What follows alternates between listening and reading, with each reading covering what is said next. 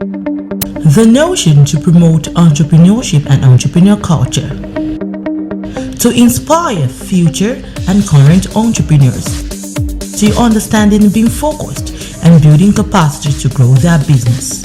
Here is a success story of entrepreneurs who believes that in life, in work, and in business, you will always be rewarded in direct proportion to the value of your contribution to others. This is my success story.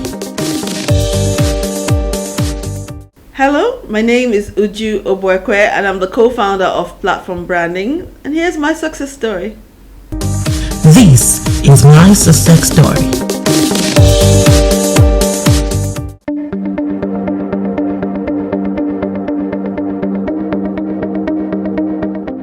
A graduate of law with a certificate in corporate innovation from Stanford Graduate School of Business Lead program. She is also certified in entrepreneurial management from the Pan-African University, a fellow of the Institute of Brand Management and fellow Institute of Management Consultants. Uju is the winner of the 2019 Women of Excellence Award by Women Economic Forum. She is a role model and a World Bank scholar.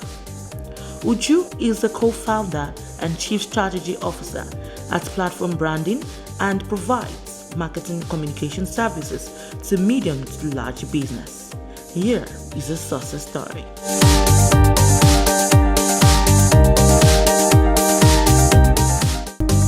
This is my success story. Alright, Uju, many thanks for joining us on today's program. Thank you, Kemi, for having me. Alright, Uju, you backed your first degree in law with a certificate in corporate innovation from Stanford Graduate School of Business Lead program.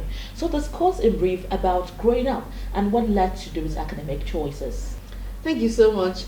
So I am a sibling of, we have a family of 6 and I'm the first.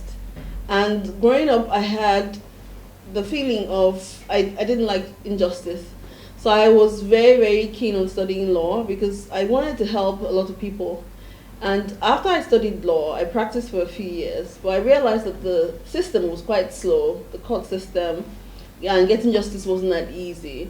So I subsequently joined the Justice and Peace Development Commission, which really helps, people with legal cases, while I went into the business world. That was quite impressive, and I also understand that you used to be in the banking sector. How did your entrepreneurial journey started, and how did Platform Branding come to place? Well, my entrepreneurial journey started maybe as a child, because really my father is a serial entrepreneur. In the 70s he had a shoe factory that employed people from Spain and Italy. So growing up we used to visit factories, and summers were spent in factories.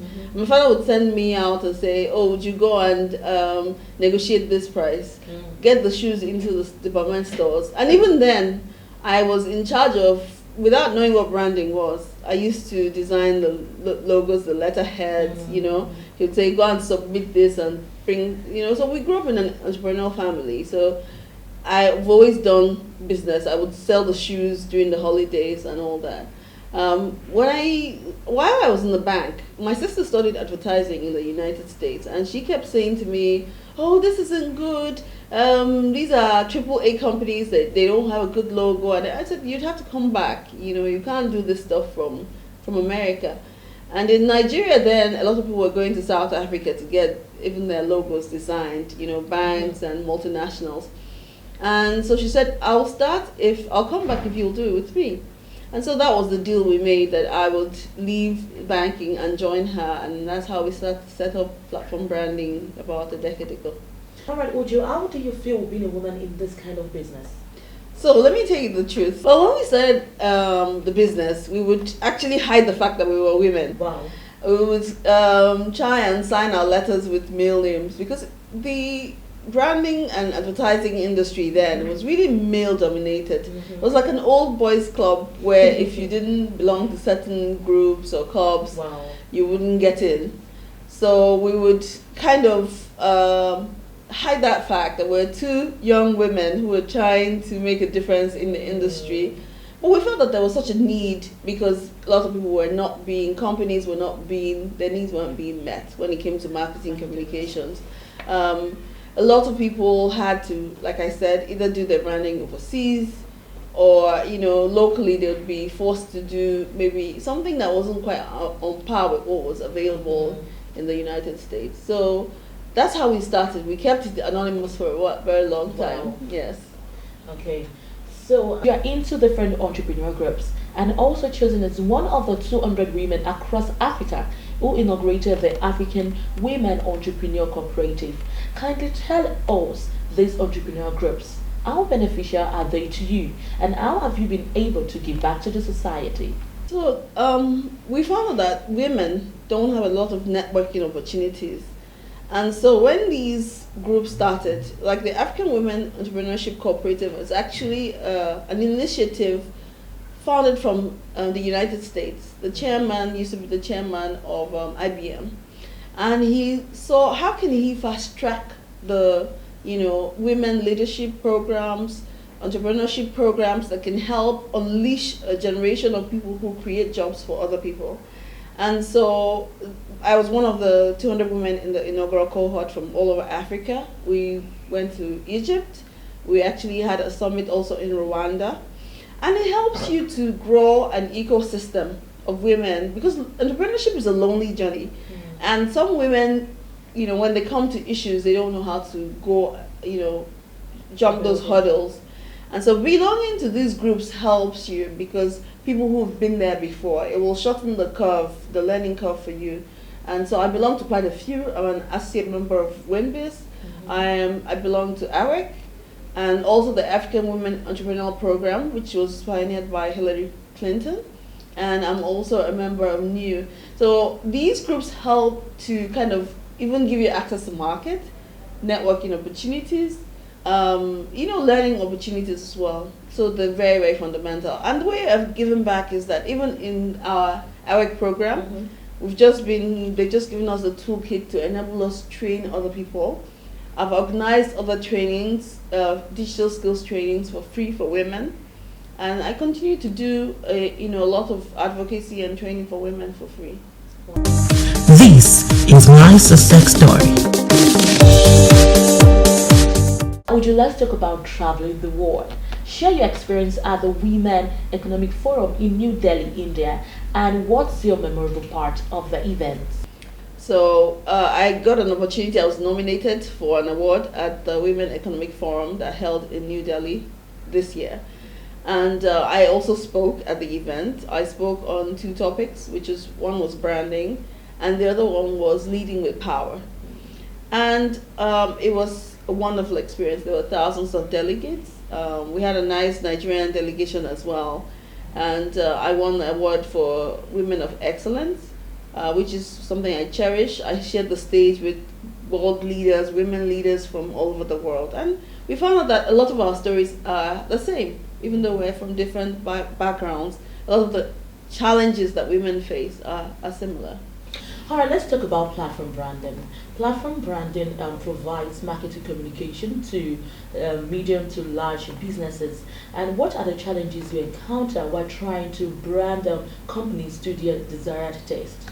Well, let me say that starting a business in Nigeria is not a joke, because everybody faces most of these challenges in infrastructure. When we started, the internet, the cost of the internet, which was something you can't do anything without, the cost of power, keeping the lights on, your rent, and then the banks don't really understand the service industry. So they say to you, oh, we can't give you a loan if you don't have products that they can see. And I came from that background, and I tried to explain to the banks that no, service industries are different. We don't have products. Our products are our human capital. It's our brain, It's our creativity. And what we need money for, sometimes we need money for office space. They say, oh no, we don't lend to people for that. And I said, what would you lend to me for in the service industry? What I need is space, and then to be able to hire the right talent. And then I can improve and scale my business. So a lot of challenges still exist. But we take it one day at a time. We can't bootstrapped our way. We started with 3 employees. Today we're more than 15 employees, and we have a lot of people who intern with us, who train with us, and then go back into the world. Many people don't even know they need branding. So the concept is still new, relatively new in Nigeria. And when people are about to start a business, the first thing they do is, oh, my brother can do the logo, and my sister can. But there's a lot of science and art to branding that people don't understand. You're trying to influence people. And so branding should be the building block. Because if you're going to build a skyscraper, you're going to build a bungalow, you're going to start with the drawings, you're going to start with the foundation. Branding is like the foundation for any business, or any person actually, country, place, and so when you skip it, you find yourself going back to the drawing board. So you've done this advertising and you're wondering why it doesn't work. Some people come to us and say, oh, we want this thing, want to advertise, want an advertising campaign. And they haven't done any work in, first of all, establishing their brand strategy. You look at their logo, this inconsistency. So branding is the foundation of any business. Without it, you're not going to get to that kind of valuable brand. We've seen brands abroad who are valued at $1 trillion. So it's not something you have to do it consciously. You have to do it from the foundation, and that will pave the way for what kind of advertising campaign. I'll give you an example of someone who I use them, I'm their client. And let me just use an example of Healthy Living, right? Okay. This is a fictitious name because I'm changing the original name now. All right, thank you. So this company put a big billboard and wrote Healthy Living, but their company name is like maybe Sunset. And then very small font below, they write Sunset. Now there's another company called Healthy Living. So what people do is, when they see the billboard, they go online and they search and they go to the company. So they go to a totally different company. And so, but someone has designed that, out of home advertisement for someone and put a very big headline that isn't even the company name. And so people go and search for Healthy Living. And so I said to them, so what is it like? They said, it's fantastic. There are 2 giant billboards in the city, and people are looking for us using Healthy Living, and they're finding us. So you need an expert to guide you so that you can build that profitable brand that will go from Africa to the world. Now, looking at branding, what other opportunities are in this kind of business? So this business, the way the world is going, things are changing rapidly. In the past, it was a lot of people were using traditional forms of advertising, so out of home, the print, and radio and all that. It's changing. We have digital marketing is like the future, and we're now competing with a lot of I would say we're competing with the likes of Google, because you can go straight to Google and do your Google AdWords, and you can go straight to Facebook and do your campaign. So things are changing. You can't remain where you were. You have to keep innovating and improving in this business. But there are new opportunities every day, especially in the digital marketing space. Wow, that's so great. I also understand that you have rendered services to well-known companies. What really inspires you when branding? So branding is something that I live and breathe. And like I said, I've been doing it almost all my life without even knowing that there was a thing called branding. Branding is the sum of all the perceptions people have of your business or your product or you. So you can brand a person, a place, and everything. So branding is like a shortcut in people's minds. Because if I say to you, Kemi, I'm going to buy you a ticket to a country, like if it's war torn, what are you going to think? You don't like me. If I say I'll buy you a ticket to Paris, Really? You get the feeling that this person likes me. Yeah. So but people don't understand that these brands are being consciously built. They haven't been left a chance. So whether you're consciously working towards a brand or not, you have one. The thing is for you to make sure that the brand that you have is the one you want.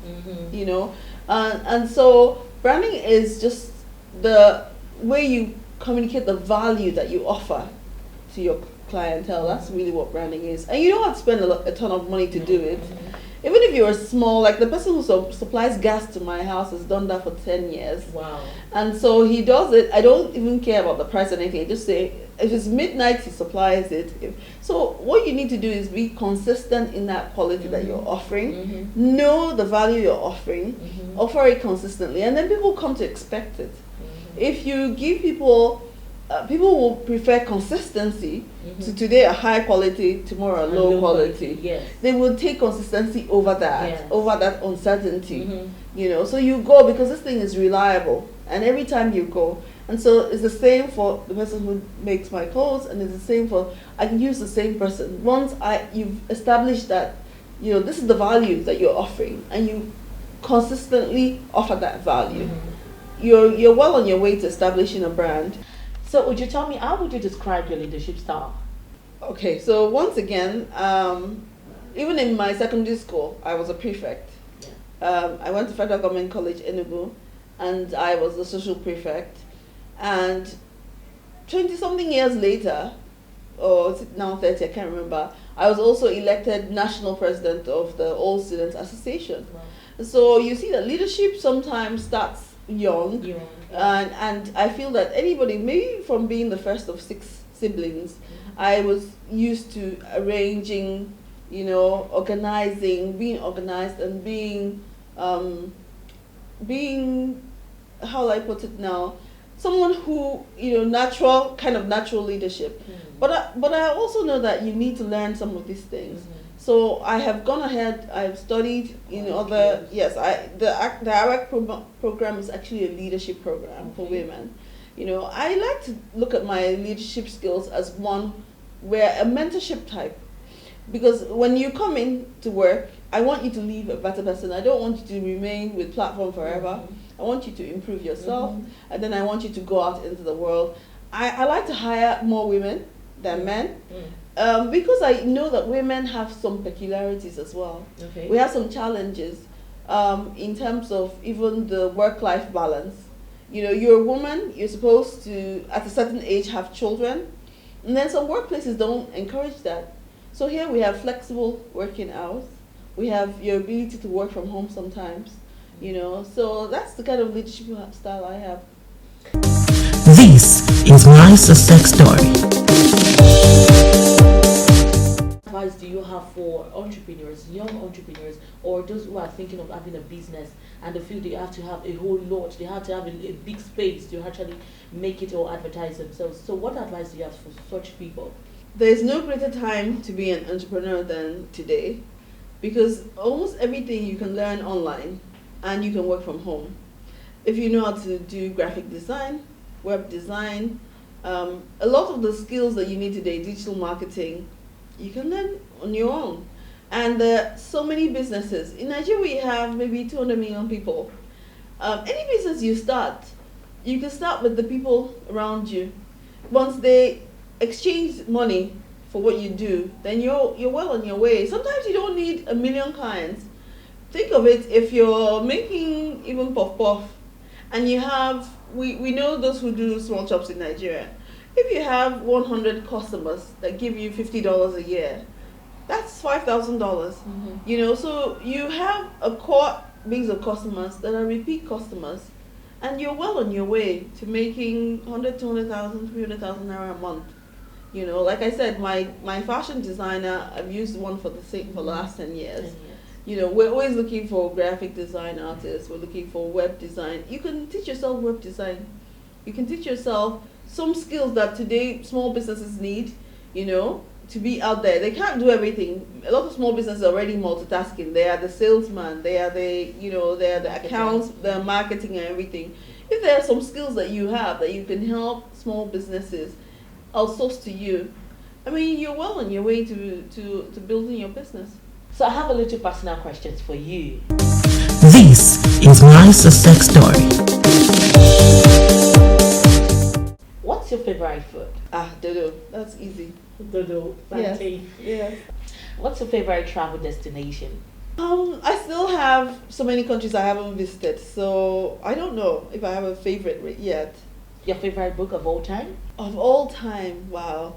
I read so many books because my father used to dump us in the. I use the word dump now in the library growing up, and his only presents were books. He would never, you know. So I love fiction, non-fiction. You know, right now I'm reading The Rules of Wealth. I'm reading books on branding. So I kind of read, you know, advertising books, branding books, business books. All right, so finally, what makes Uju happy and what does she do as her leisure time? So funny thing is everybody says do what you love Yeah. so that work won't be, and for me it's really true. If you wake me up, even my husband, if I'm not talking to him, he would just say, Uju, somebody wants a proposal, and my face just brightens up immediately. I'm like, really? Somebody does? Or someone wants to meet with you, you know, they have a business plan, and then I drop everything. But I love to watch movies. I love to go swimming. Travel. Travel is my number one go-to activity. It makes me happy.